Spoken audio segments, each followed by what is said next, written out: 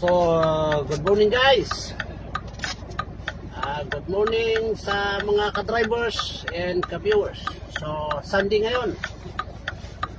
Umaga, 7:30 ng umaga. Umalis na ako doon sa tinulugan ko kagabi.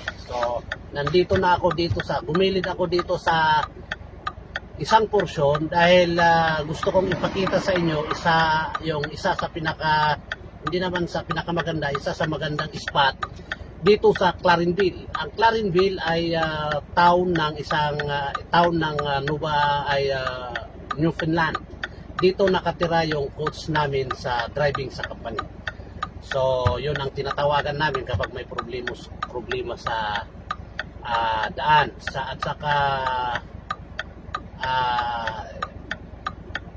nagpapasalamat na din ako sa mga nag-subscribe sa YouTube channel ko. Salamat kasi nag-check ako doon sa YouTube channel ko kanina.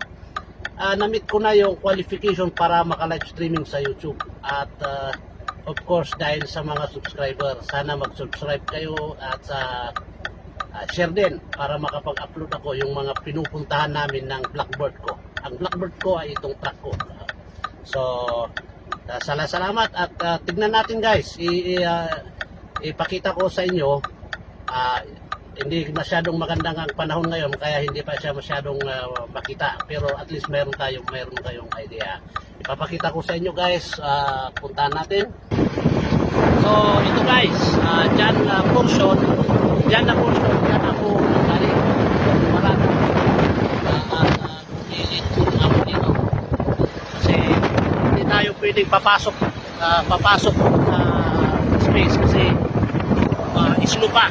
Tignan nyo, mayroon pa nga na stranded na sasakyan dyan. Yan yung papunta ng port bus kung doon ako sasakay.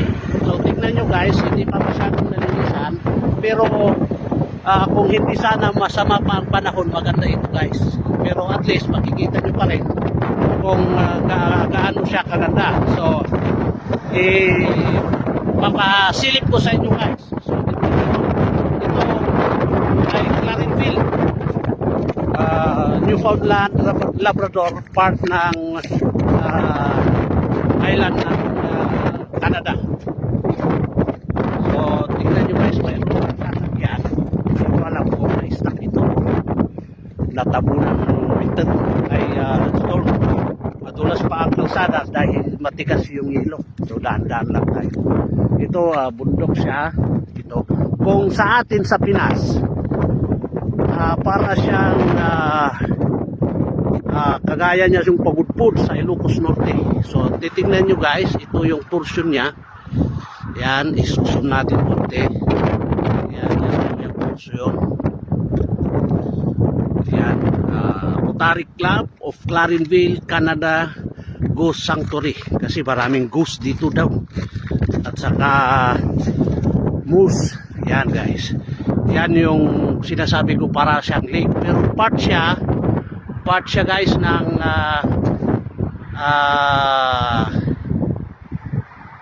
dagat. Yan guys, makikita nyo, maganda sana kung, pero dito kasi sa phone ko, hindi naman kasi maganda itong phone ko. Medyo luma na rin kasi. Makikita nyo sana yung ganda ng lake. Yan guys, ito hindi pa masyadong nalinisan kasi katatapos lang ng storm. At of course, yun naman yung Blackbird ko. Muntik kaming madrift kahapon. Yan muna guys. Bundok siya. Magandang tingnan. Maraming magandang spot dito. Kaya lang hindi lahat ay pwedeng paradahan ng truck. Yan guys. Ito yung truck ko. Blackbird.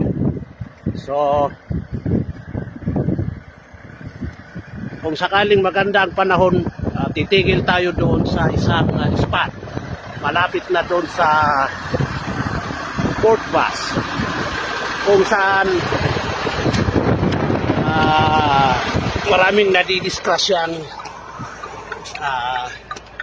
sa truck dahil malakas ang hangin. Pero tignan natin mamaya guys, pero hapon na yun pag narating natin yon. Kasi kahit i-google nyo yung lugar na yon, makikita nyo na yun ay isang pinaka-dangerous na highway ng Canada dahil pag humangin siya, tutumbay ng truck at saka marami nang natumbang truck talaga. Kagaya ko na walang laman, ganun mangyayari sa'yo kapag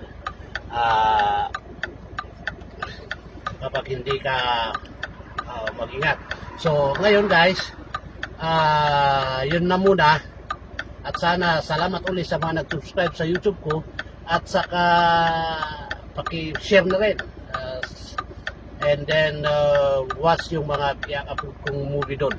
So yan muna guys, mag-ingat kayo palagi at mga ka-drivers mag-ingat sa biyahe. Mga ka-viewers sana nasa mabuti kayong kalagayan. Magandang umaga at gabi sa inyong lahat. Thank you.